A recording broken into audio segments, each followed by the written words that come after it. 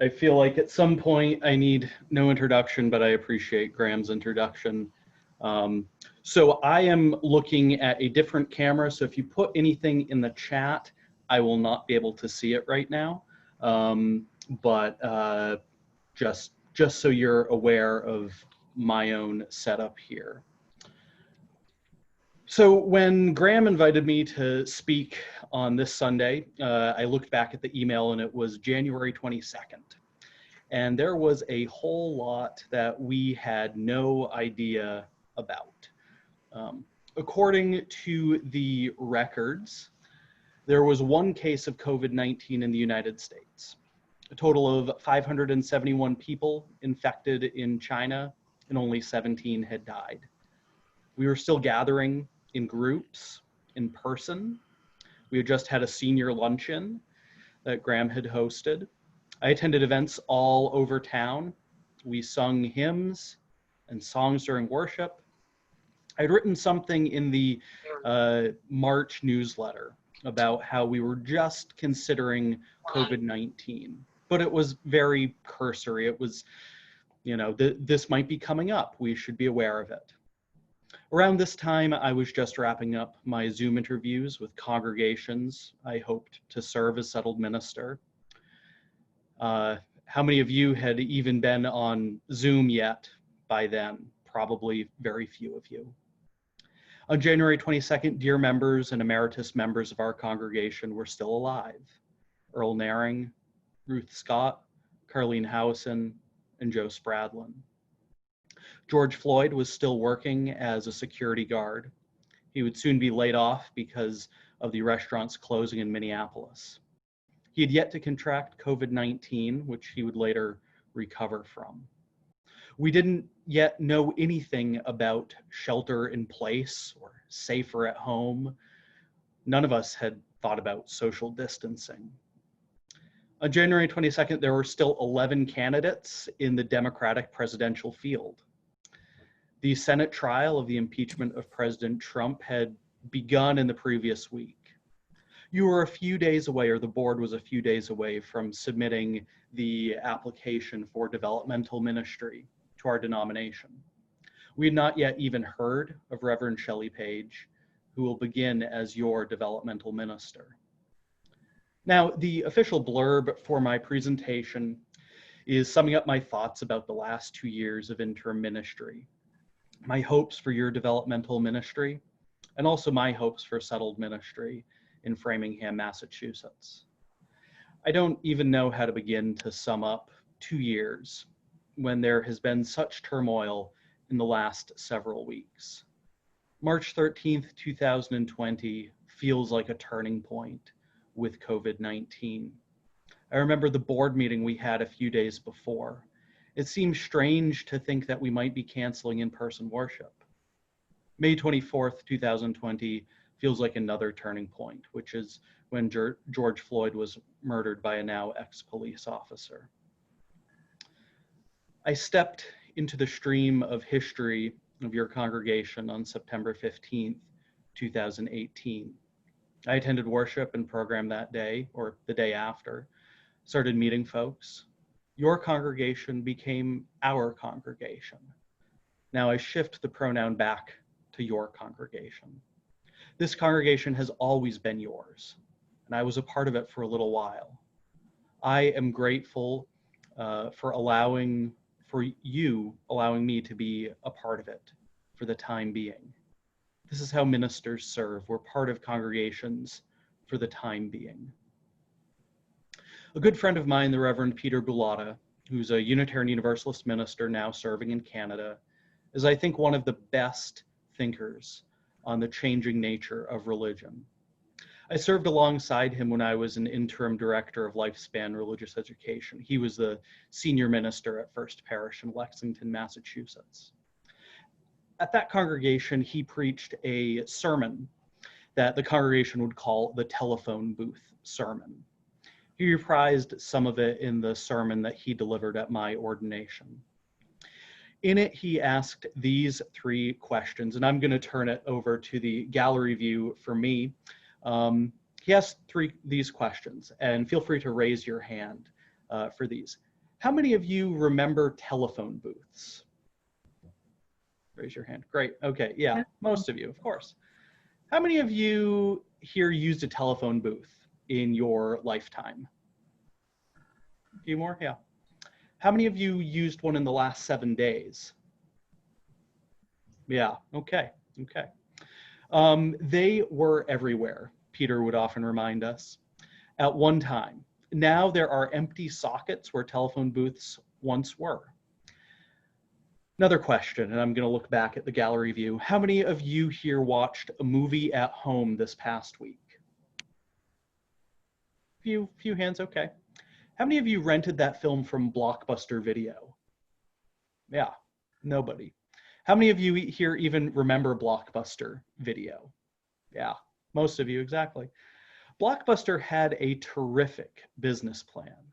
They did everything right. They dominated the market. And where are they now? Peter reminds us and asks. Well, they went bankrupt. They're out of business. I think there's 1 or 2 franchises still open, and they're kind of like a relic of a previous time. But for the most part, they're out of business. Now, we can think to ourselves, gee, what is the matter with people? Don't people want to talk on the phone anymore? What do you do when you're out and about and need to speak to someone? What are you going to do without telephone booths? Or people also ask, gosh, what do people not want to watch films anymore? Films are fantastic. Why don't people want to watch movies anymore? Well, people talk on the phone now. People still continue to join the cinematic arts. And yet, Peter reminds us, everything has changed. I mean, I can call somebody and I can watch a movie all on the same device, and I can send email, I can check the weather.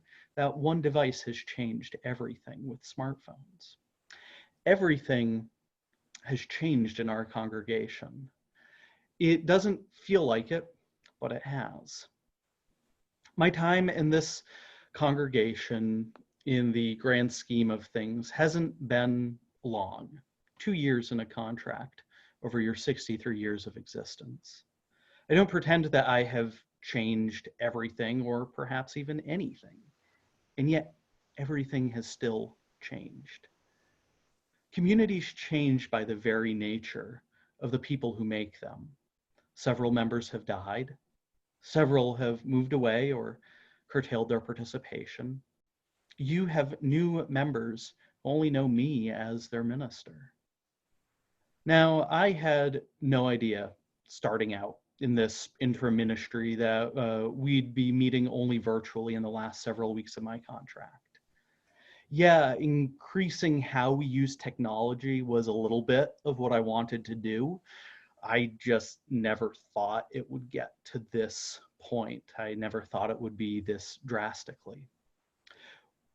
And I want to lift this up. I don't think I've created any sacred cows, but please never make something that I did a sacred cow. If you change everything, it will not offend me. I was merely doing my best, improvising with the music that was in the room here. With this new normal that we are all dreaming together, I feel that there is also an overwhelming sense of grief. We might not know it yet, but there will be things that we will have lost. My friend Peter would remind us many times that people don't resist change. They resist loss. Say that again. People don't resist change. They resist loss. Now, over the 2 years here and any other time I've served a congregation, really, I've received numerous emails from members of this congregation telling me about the losses that you have experienced over the years. Changes that were made or that we made that meant that you experienced loss. I get it. I can't exactly mourn with you, but I can empathize with that. Now, my friend Peter was serving as an interim minister of a congregation that was founded during the fellowship movement, which, as I've said many times, was the greatest church planting effort that our denomination has ever seen. And oftentimes we think of Unitarian Universalism as being something that only is in the United States. And the fellowship movement also started congregations in Canada as well. So again, Peter was serving as an interim minister, much like me, in a congregation that was founded during the fellowship movement. Early on in his tenure there, the congregation had its 50th anniversary. Around that time, he gathered many of the founders around for some tea. They spoke about the changes and the evolution. And one person in that congregation responded, "I feel like I've lost my church. I feel like the fellowship we started is gone." And Peter's response was simple. The reason you feel like you've lost your congregation, they called it a church, is because you have. The reason you feel like the fellowship you started is gone is because it is.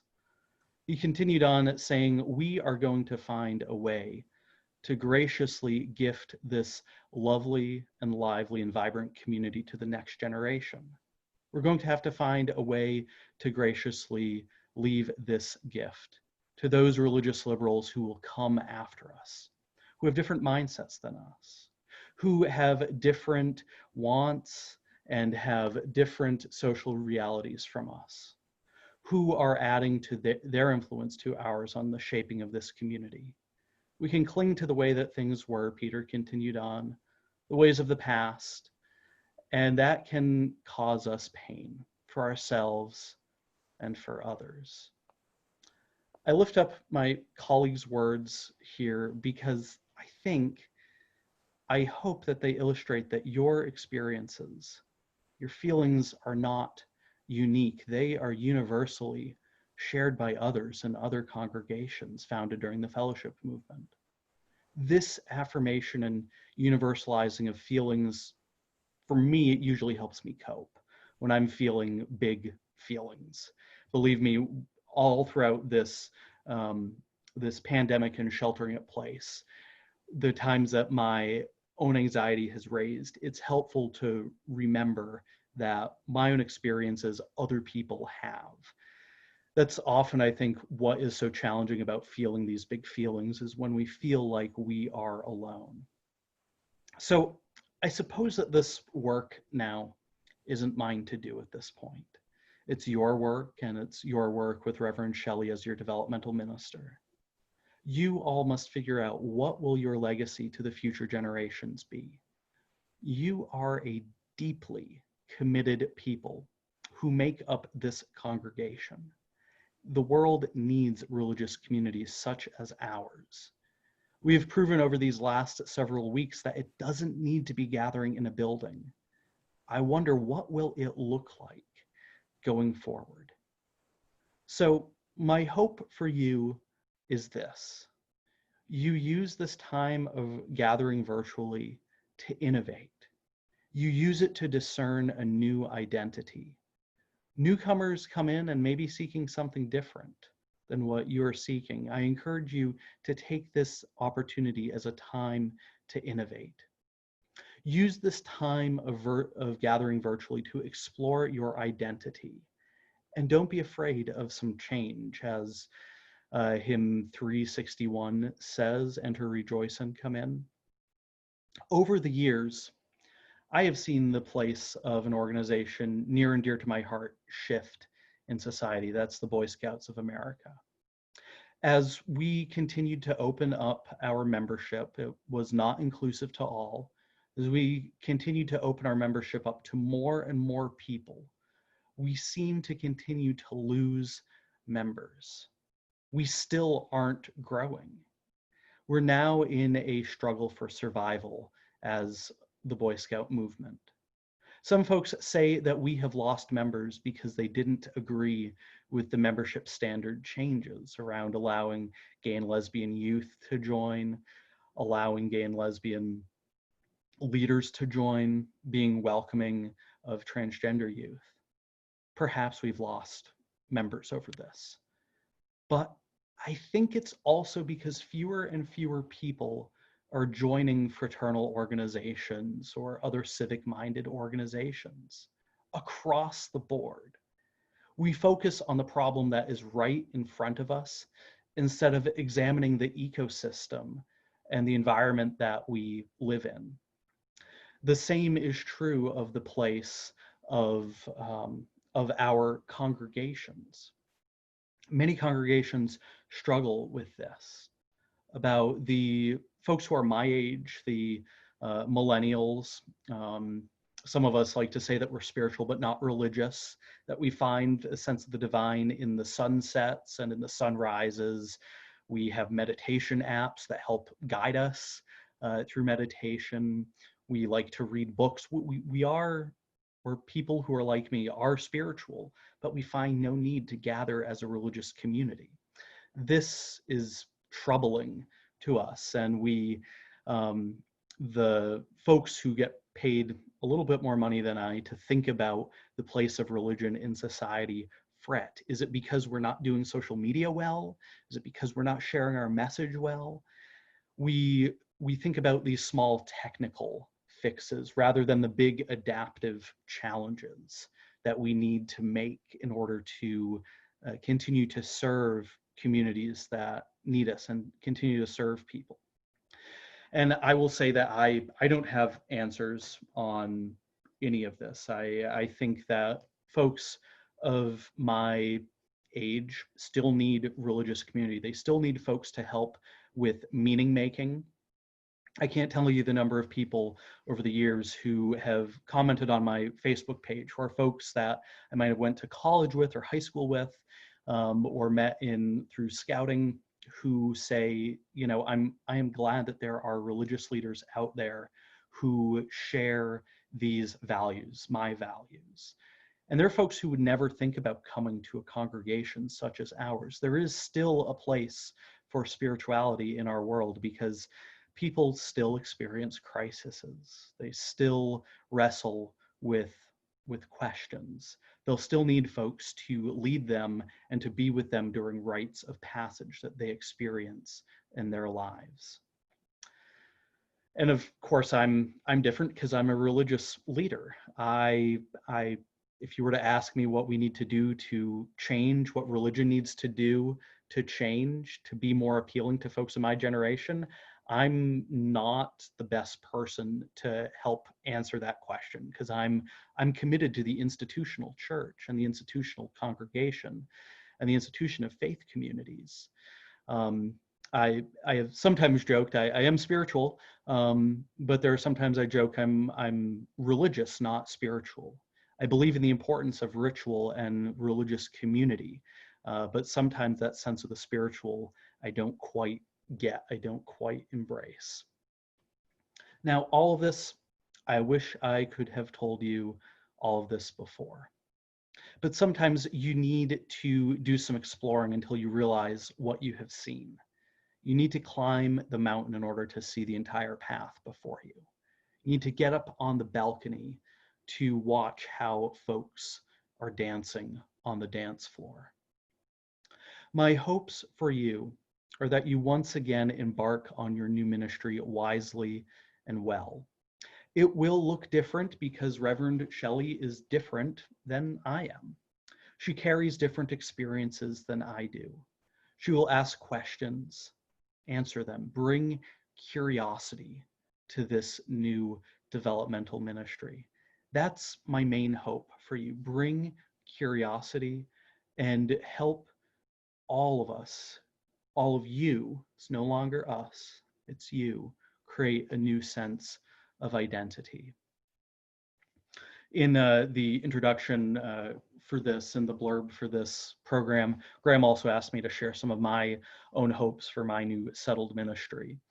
So often, I feel as though I've never had a chance for my ministry to sit down.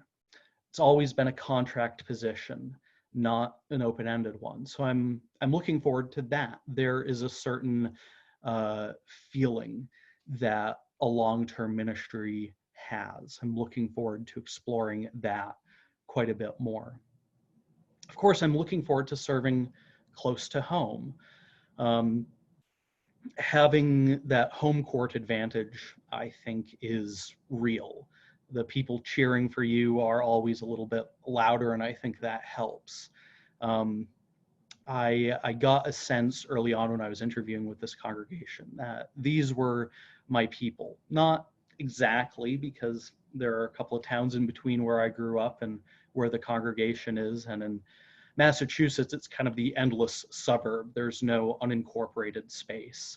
So it's just one town after the next after the next. So there are a few towns that are different, and each town has its own special feel. So again, I'm looking forward to serving close to home. But you know what, and this might surprise some of you, I will miss the Midwest, just as I missed Texas. I love new places. I love learning the inside jokes and the different way of speaking. You know, putting highway before the route number, which I only hear when I go to the downtown barbershop to get my haircut. That's a unique Kansas thing, I think. Learning the other inside references is something that I enjoy. I enjoy being that kind of amateur anthropologist. I enjoy learning the lay of the land. It will be different returning to a congregation in the same county that I grew up in. My hope there is to serve a vibrant, life-saving Unitarian Universalist congregation, not the kind of Unitarian Universalism that blends into the landscape. Now, I'm happy to return home, and believe me, my parents are happy to have me back as well, but it's bittersweet, because I think that Midwestern and Southern and Unitarian Universalism outside of New England is so special. It is so life-saving. So yeah, I'm happy to return home, but I have learned so much with my sojourns throughout Texas and Kansas. Then again, when I left Massachusetts, I was newly ordained. I had theories of ministry in my head. I put those theories into practice. And I have continued to practice with the congregation in College Station and also with you. I have grown as a result of serving you. You have changed my ministry. The blessing in ministry is that you are continually changing and continually improving. There's been a shift over the years, and a recent shift as well, to shift ministry from a learned profession to a learning profession. It used to be that once you got to final fellowship, it was like kind of akin to tenure. You didn't have to commit to any ongoing continuing education. And over the last 2 or 3 years, our denomination has shifted that. We're now a learning ministry. There's no longer final fellowship. You're in full fellowship as a minister, which highlights this continued need for learning. I don't quite know how to wrap up my final time addressing program, but I think that this will suffice. I am grateful for my time here. Thank you for the opportunity to serve. Thank you.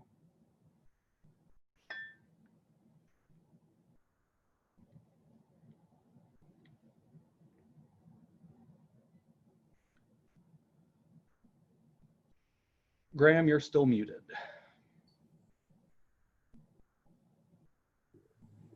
Gosh, won't we love it when we no longer have to remind people to unmute themselves? However, that might become a permanent, instead of telling your partner to shut up, just say, mute yourself. Anyway, we're delighted with your presentation and with your time with us. We have some minutes where we can make comments, compliments, or ask questions. And please raise your hand. We'll go to group view. And if you'd like to ask a question, this is your chance. You can raise your hand. Yeah, Paul. Well, first I would, thanks very much for those words. It's important to hear them from you. you challenged us about finding a phone booth. I didn't see the movie, but I understand that even Superman couldn't find a phone booth at one point. I did have a question. Did you set out with the intent of eventually having a settled ministry after having several interim ministries? Was that always your destination, or did you decide that that's the way you wanted to go? You know, when I did my first ministerial search back in 2015, I was doing it for settled ministry positions.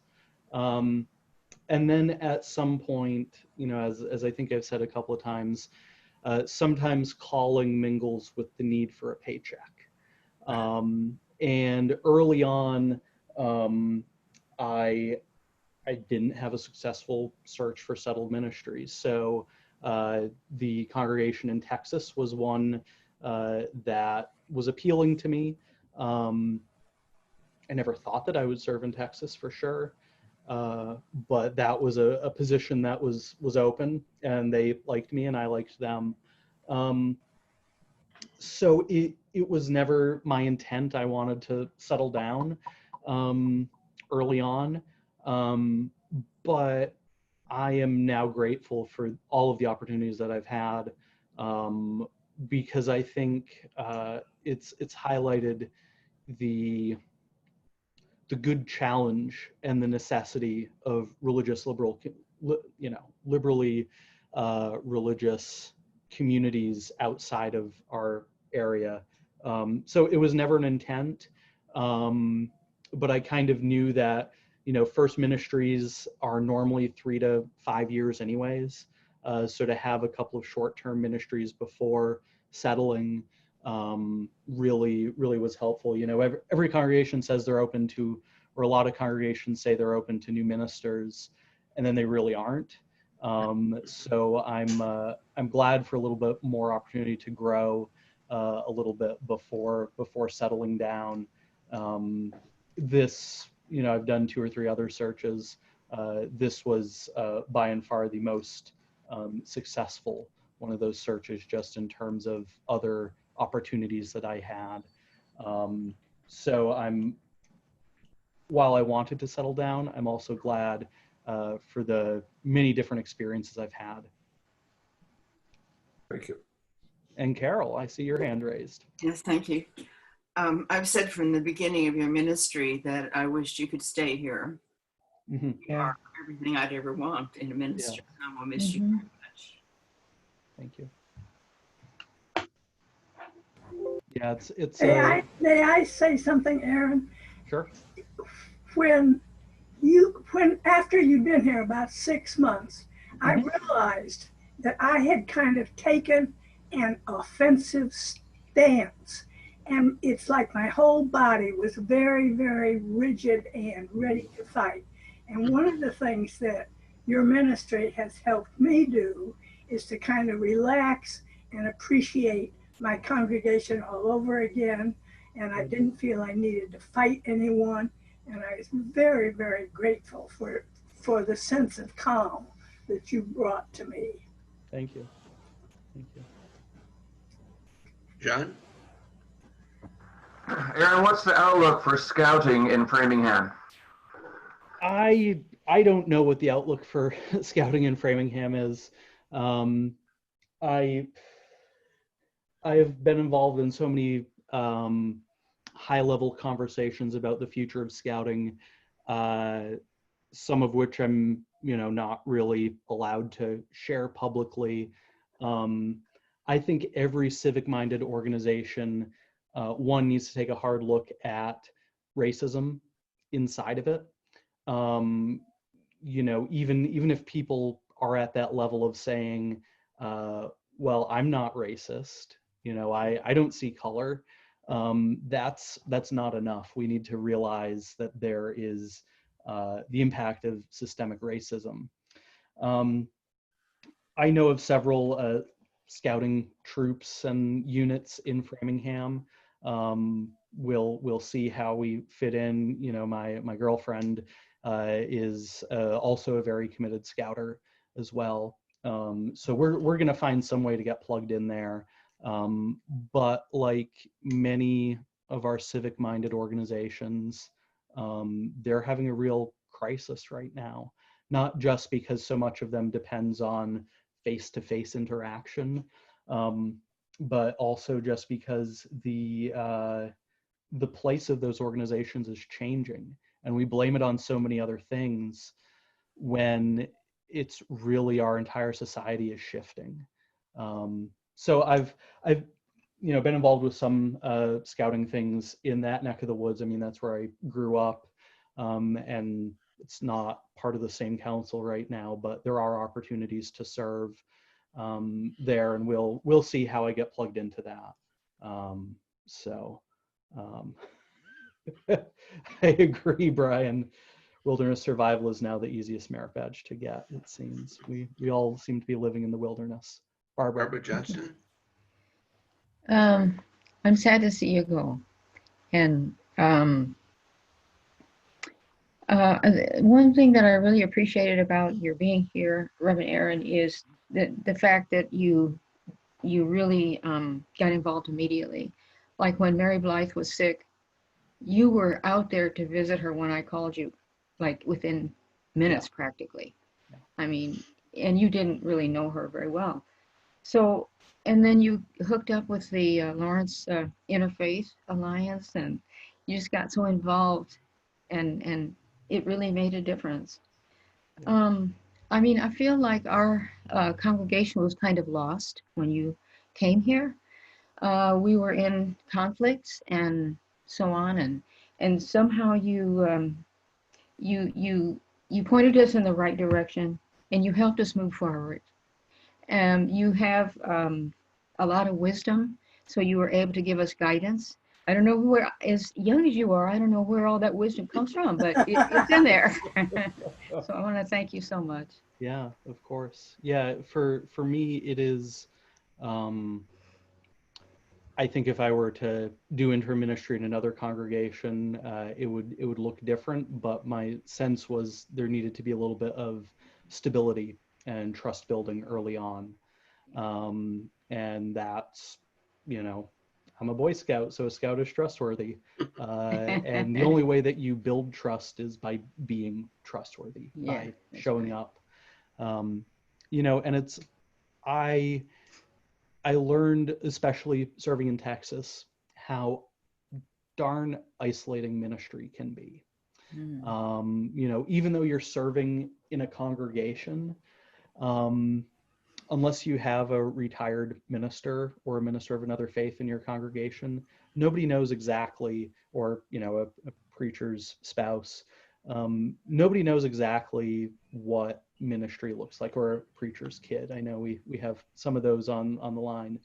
No one knows what ministry exactly looks like.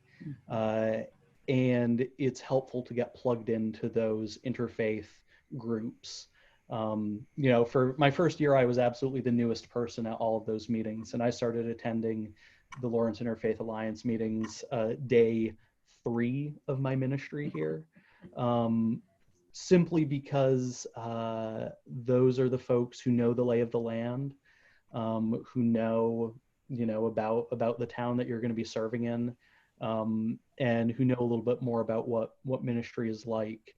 And it gives they serve as the taproot for what's going on in the congregation or in the community. So yeah, it's something that it's one of the reasons why I went to Andover Newton over our other UU seminaries, was because I wanted to learn early on what it meant to work with ministers in the United Church of Christ, Episcopal priests, rabbis.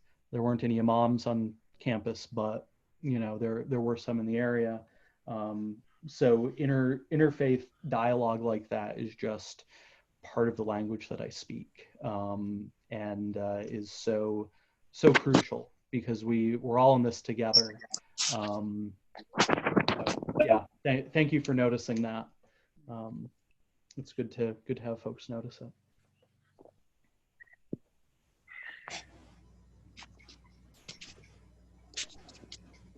Yeah, Sydney. I just wanted to say, from my point of view, we were so engaged with our stewardship program, and I really appreciated all your support and your engagement with our meetings and our plans, and it really gave us a boost. And I appreciate that about you, amongst the many other things that I appreciate about you. Massachusetts is overflowing with institutions of higher learning. Does there happen to be one in Framingham? Yes, Framingham State University is about half a mile from the congregation's campus. They don't really have much of a campus ministry. The state schools, especially the state universities, there are sometimes suitcase campuses, but yeah, there is an institution of higher education there. It's not, certainly a University of Kansas or a Texas A&M, but there is one there, but it's not the flagship school. And I also wonder how all of these institutions of higher education are going to shift in this time of the coronavirus. I think it's really, really something that we're gonna have to all wonder together. I'm aware of it and nervous about it, not just because, I care about public education and public universities, but, my mother also teaches at two public universities, and I wonder what that's going to look like going forward, at least in the next year. So it's all connected. How big and how old is the facility that your congregation has in Framingham? Yeah, sure. So let's see. First Parish in Framingham was founded in 1701. They are right now about 300 members. So it's funny. I have, my first congregation was 75. You're about 150, and now 300. I guess that means wherever I go next will be 600. Yeah, they're very old. Actually, let me grab a picture of them.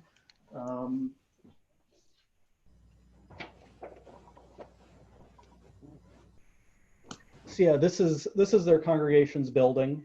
Wow. Amazing. Just a little bit. Really traditional. Yeah, super traditional. Looks like a New England church. Yes. I believe it's based off of some other congregations' buildings. It looks a lot like Arlington Street Church in downtown Boston to me. So they have three buildings. The main meeting house building, which was actually built in 1927. There was a lightning strike on Easter Sunday in 1920 that burned the congregation's building down to the ground. They started meeting with the congregational church across the street for a little bit.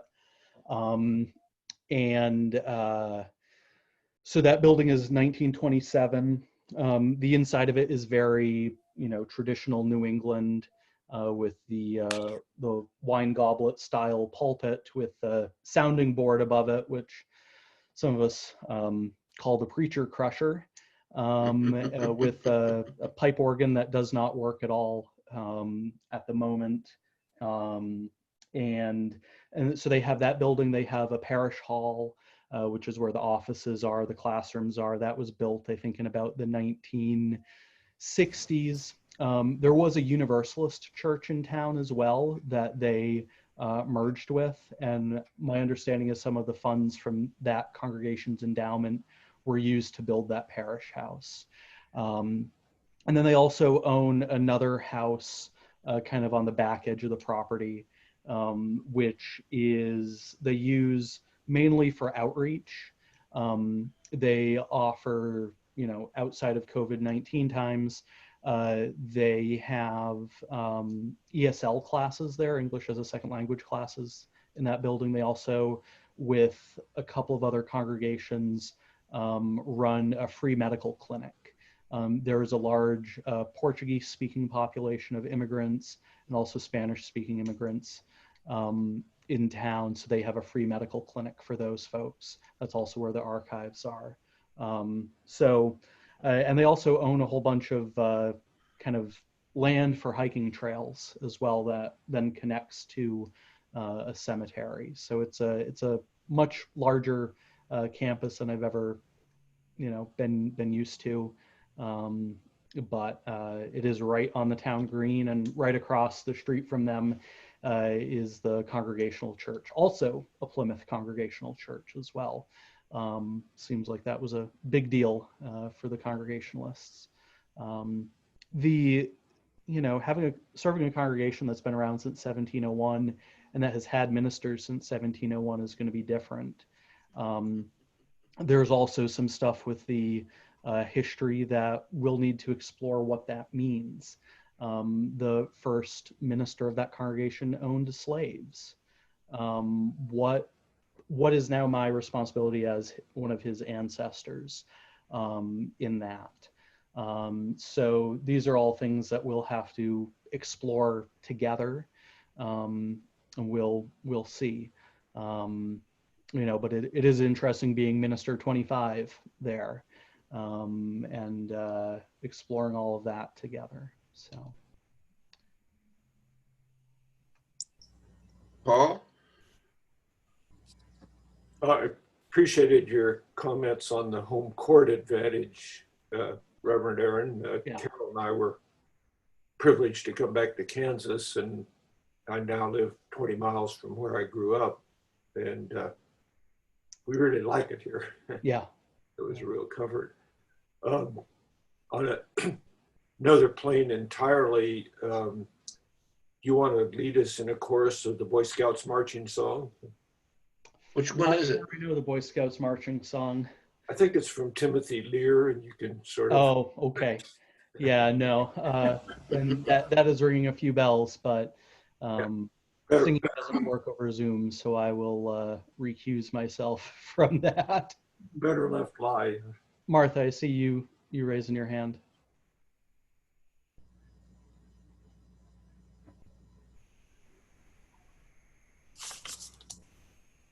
There I am. Can you hear me There now? you go. Yes. I'm assuming this new congregation is doing things virtually. And I'm wondering how weird that feels to you, that you'll be going into a new place and not meeting people face to face. Yeah. It's going to be weird for sure. Are they doing what we're doing? Yeah, pretty much. Yeah, they're doing Zoom services, and they're doing 3 of them actually. So that's interesting. And on the other hand, I am glad that my pre-candidating weekend, that's the weekend-long interview, we were able to do that live and in person. So at least some folks in the congregation have seen me. I have seen the building, but then all of my candidating week, the 10-day long interview, all of that was done virtually. So at least we're starting with that we have done that, and I've reminded them a couple of times that it's like we're in a long distance relationship, and then when we're able to be in person, the quality of the relationship will simply be different. And we'll be further along. So we'll see how that goes. But yeah, it's going to be weird. Marcy, I think I saw your hand first, and then we'll go back down to Carol. And if you are raising your hand and I can't see it, I'm sorry. I'll try to scroll through the screens. I just want to also express my thanks. I'm not always the best person in terms of showing up, but I have so much appreciated everyone in the congregation and your leadership. And then I just thought, to be silly, we could say, trustworthy, loyal, helpful, friendly, courteous, kind, obedient, clean, and reverent. Brave and reverent. Thank you. Thank you. Carol, you want to go? I know when we lived in New York, people there generally had not been past the Pennsylvania border and looked upon us as oddities. Do you expect to have some of that reaction in addition to this long distance communication? Yeah, I don't know. You know, I often do notice that there is a coastal bias when it comes to Unitarian Universalists. You know, especially when I served in Texas, people were like, why would you go serve there? And I, you know, had to really come out and say, like, no, there are liberal people in any part of the country, and there are intelligent and smart people in any part of the country. There are also conservative people in Massachusetts. There are Unitarian Universalists everywhere. So I really, I'm going to be a defender for that there are good people in any part of the country.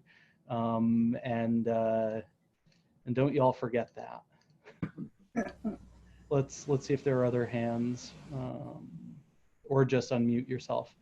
Yeah, Barbara Shawan. Just a last reminder that we'll have further opportunity to chat with Reverend Aaron at our reception at 12:30, half an hour after the end of the worship service today. And that link I just posted in the chat. Let me scroll through the rest of the gallery to see if anyone else is raising their hand. I would just like to make a comment to Marcy Francisco. It's okay when she misses once in a while on Sunday morning, as long as she makes all the votes in the state legislature, because I think you're the only Unitarian Universalist legislature we have to speak of. And I'm pleased to say I have now completed my 16th year of perfect attendance at the legislature. Wonderful. Thank you for your service. Good for you. And thanks to you, Reverend Aaron, and we look forward to the day when the pandemic is over and one by one we'll trickle into Framingham and sit in the back row. I look forward to that too. Any other questions, comments? Oh, I see Betty raising your hand. Yes, I just wanted to thank you. I appreciate all the things that others have said, including what you have said, but I wanted to make a special thank you for our special program, which you have supported from the beginning. It was so great to see you there early before we even got to know you, and to see you again and again so you knew what we were about. And I, too, like Marcy, without her record of achievements, have been unable to attend at 11 often, but I knew you were there doing good things and saying good things and not saying bad things about our program. Lee Ketzel. Oops. Yes. Yeah. Excuse me. I'm here. Good. Do you have a comment for us? Just that I will miss Reverend Aaron's wonderful write-ups about people who have died in the fellowship and what they've contributed over the years. He does good research and writes it up very well, I think, and then emails the information to each of us. Thank you. Yep, you're welcome. Barbara Johnston? I think, doesn't Massachusetts have universal health care? So that'll be an advantage for you. Yeah. We do have, I think we affectionately call it Romney care. Thanks, Mitt Romney. But yeah, we do have that. So, anything else? Right. The magic hour has arrived, so I suggest we all give a silent round of applause to Reverend Aaron and look forward to seeing him at 12:30 or a week from today. Or at 11. Yes. Thank you. Sorry about that. That's okay.